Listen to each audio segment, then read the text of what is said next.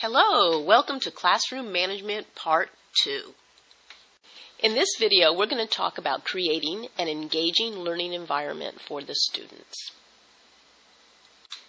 In Part 1, we talked about structures and consistency, which is extremely important, but you will find that engagement will eliminate many of your discipline problems in the classroom because the students will be involved. When I'm doing presentations, I'm often asked about motivation, so we're going to talk about that a little bit, so hopefully your students won't look like this young man.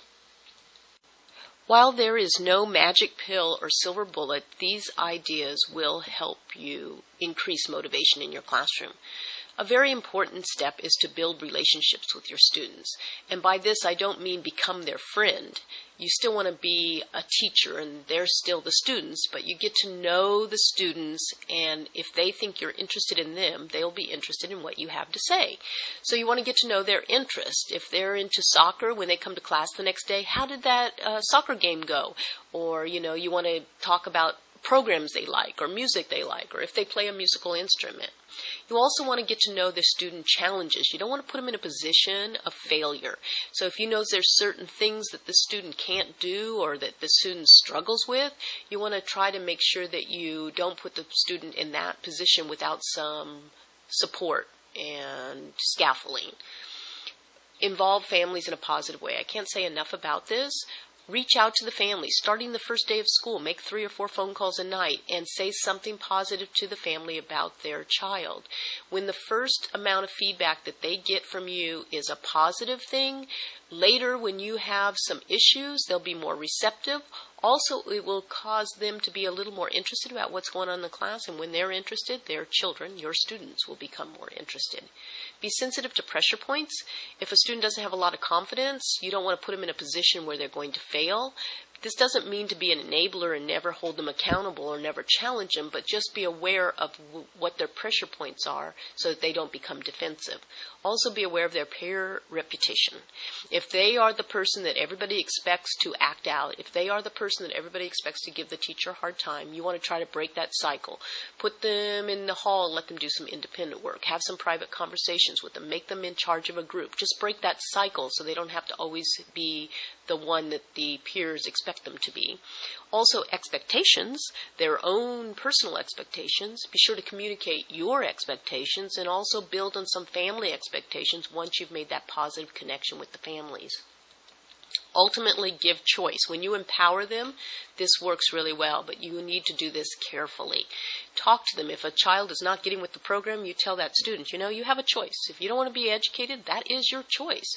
However, I'll be very sad if that's the choice you make, but you do not have a right to disrupt class. So if you choose not to get with the program and you don't want to be an educated person, that's okay. That's your choice. I will have to communicate that choice to the principal and your family, but you will need to stay in the back of the room and read a book, put your head down, color or something. You cannot disrupt class.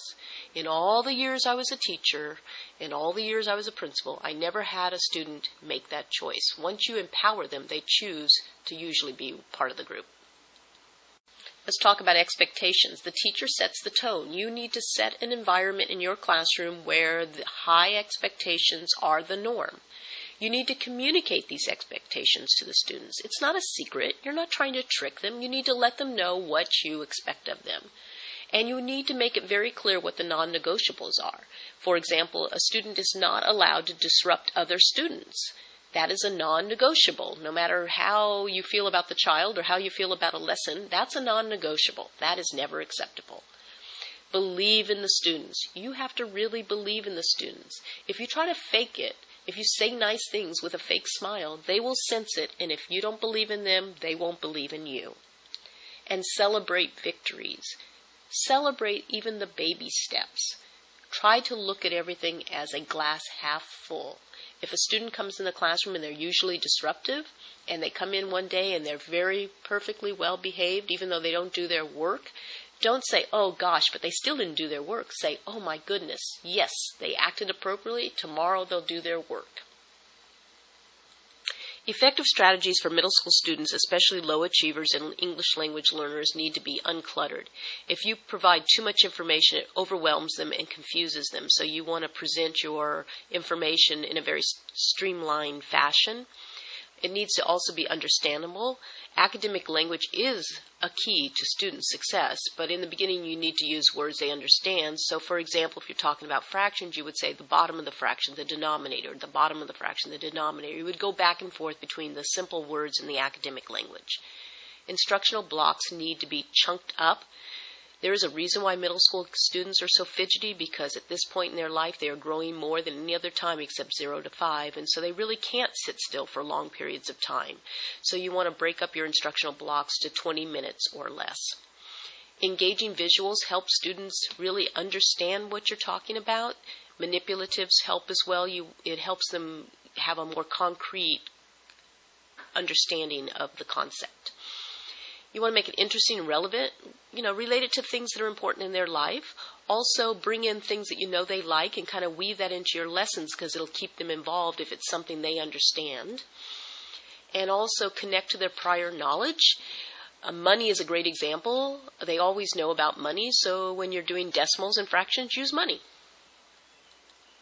So creating an effective lesson. So you want to think about what you want the students to accomplish. It's not okay just to take a standard and write that at the top of your lesson plan. You want to really know what the outcomes are. What will the students be able to do at the end of this lesson?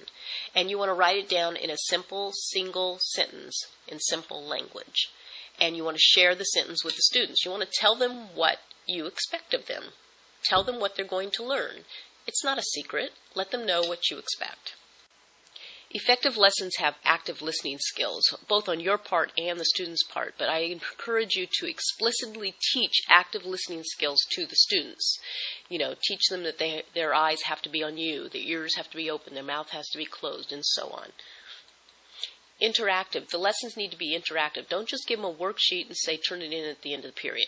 You need to read a paragraph, model it, have them read back to you, explain a concept, have them do 1 or 2 problems and come back for feedback.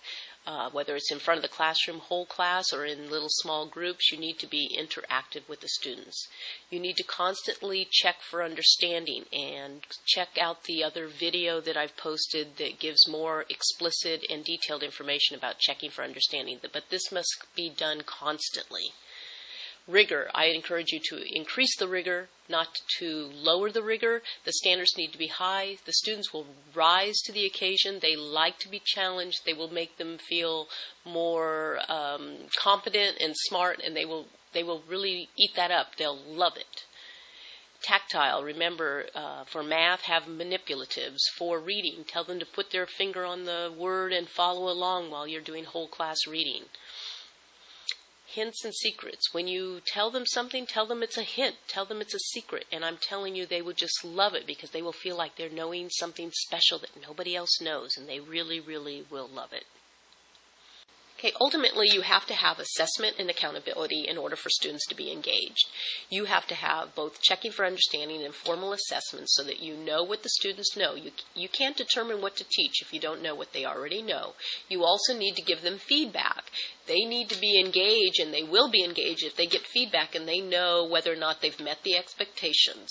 And it also gives them an air of accountability. They're in a classroom, their job is to learn, and they're going to be more involved if they know that they're being held accountable. You care about what they're doing, and their families care about what they're doing.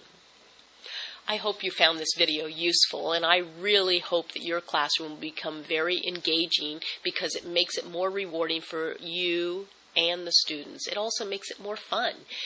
Please subscribe to this YouTube channel so that you can get the latest updates, and your comments are always welcome. Visit our webpage if you want copies of this presentation. We also have other teacher resources there, www.mastermiddleschoolmath.com. Thank you for visiting.